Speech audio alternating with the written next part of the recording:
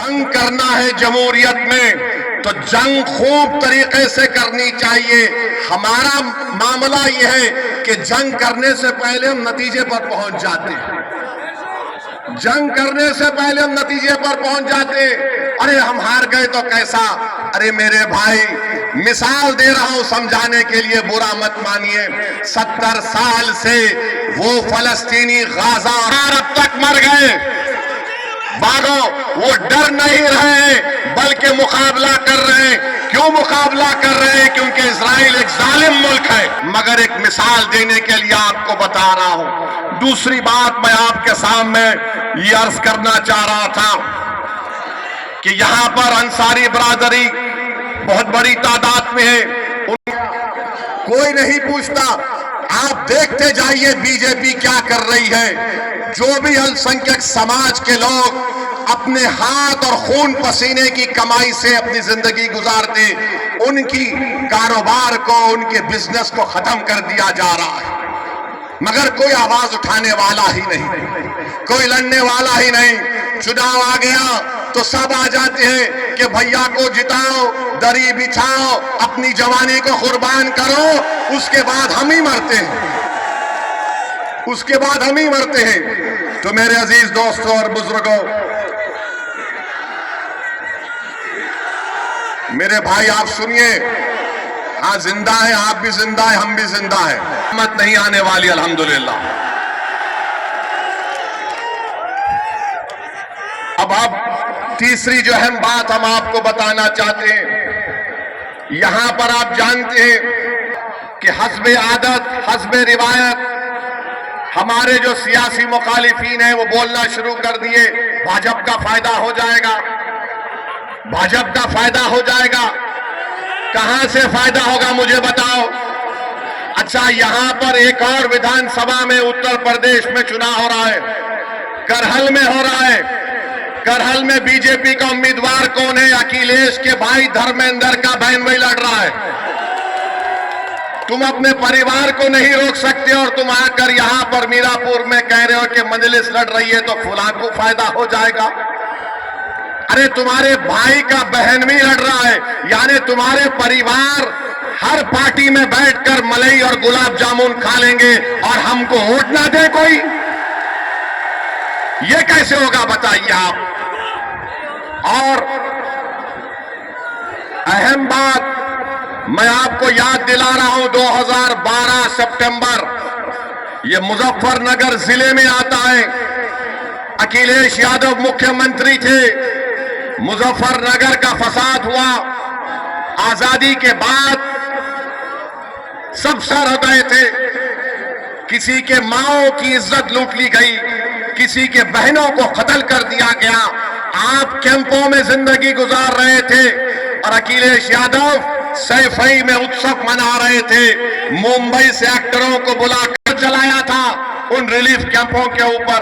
तो मेरी आपसे गुजारिश है कि याद रखिए, यही समाजवादी पार्टी की हुकूमत थी, यही मुजफ्फरनगर का इलाका था जहां पर और जब मुजफ्फरनगर का कांड हुआ, कौन उन कैंपों में जाकर फिर कर उन गरीबों की मदद करने के लिए आया था? मैं 3 दिन इस कैंपों में रहा, जाकर देखता रहा। उस जमाने में मैं आया और हमारे एक दोस्त शाहनवाज साहब थे, मरहूम जफरयाब जिलानी साहब के साथी थे।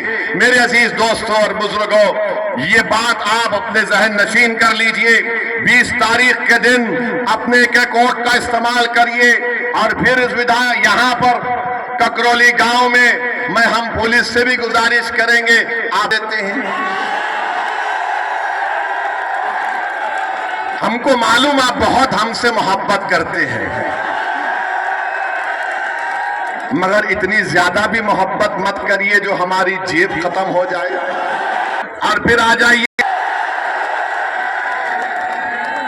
सुनिए, महाराष्ट्र में फिर रहे और नहीं जरूरत है, बटेंगे तो कटेंगे बोलते हैं। मैं उत्तर प्रदेश के मुख्यमंत्री से वो चैलेंज कर रहा हूं। झांसी में मेडिकल कॉलेज में 10 मासूम बच्चे जलकर मर गए। 10 मासूम बच्चे जलकर मर गए। और जब वो वार्ड में, न्यू नेटल केयर के वार्ड में एक शख्स था जिसके 2 जुड़वा बेटियां भी उस न्यू नेटल वार्ड में थे।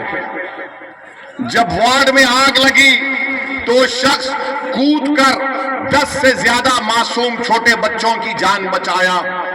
बाद में मालूम हुआ कि उसकी 2 बेटियां, जुड़वा बेटियां जलकर मर गई। और उस शख्स का नाम आपको मालूम क्या था?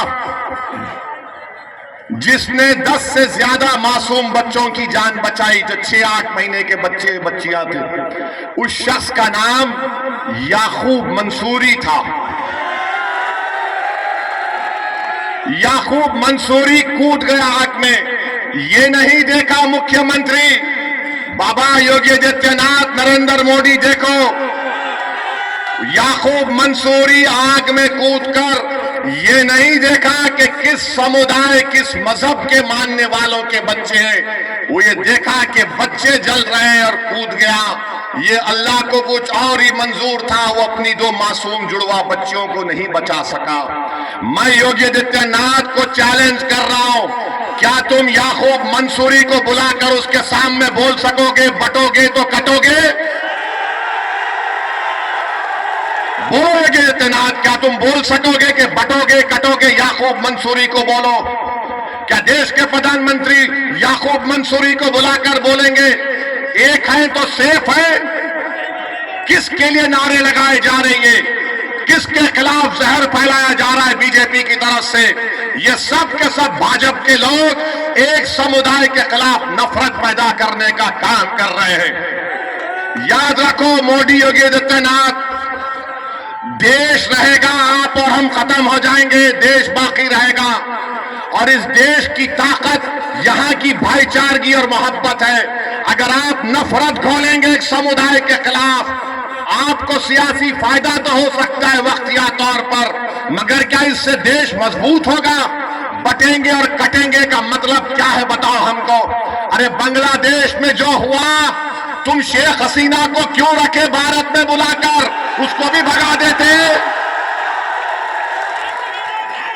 बांग्लादेश से भाग कर शेख हसीना आ गई, मोदी जी बोले आ जाओ मेरी बहन, यहां पर रह जाओ। और हमको योगी बोल रहे हैं बटेंगे तो कटेंगे। मेरे अजीज दोस्तों और बुजुर्गों, ये बीजेपी के मंसूबे हैं। इस तरह की वाहियात बातें करते हैं। भारत के प्रधानमंत्री क्या कहते हैं? एक है तो सेफ है। 10 साल से सेफ नहीं थे क्या मोदी जी? 10 साल से देश सेफ नहीं था क्या? अरे मैं इसका जवाब ये दिया हूं, अनेक है तो अखंड है भारत में। एक है तो सेफ को नहीं मानते, अनेक है तो अखंड है। इस देश में अंसारी भी है, कुरैशी भी है, जोजा भी है, सैफी भी है, दलित भी है, बैकवर्ड क्लास भी है, अपर कास्ट भी है, ठाकुर भी है, ब्राह्मण भी है, मराठा है। इस देश की ताकत तो यही है मोदी जी, मगर आरएसएस की कोशिश ये की है। इसीलिए मोदी जो कह रहे ना कि एक है तो सेफ है, हम कह रहे अनेक है तो अखंड है। मेरे अजीज दोस्तों और बुजुर्गों, क्या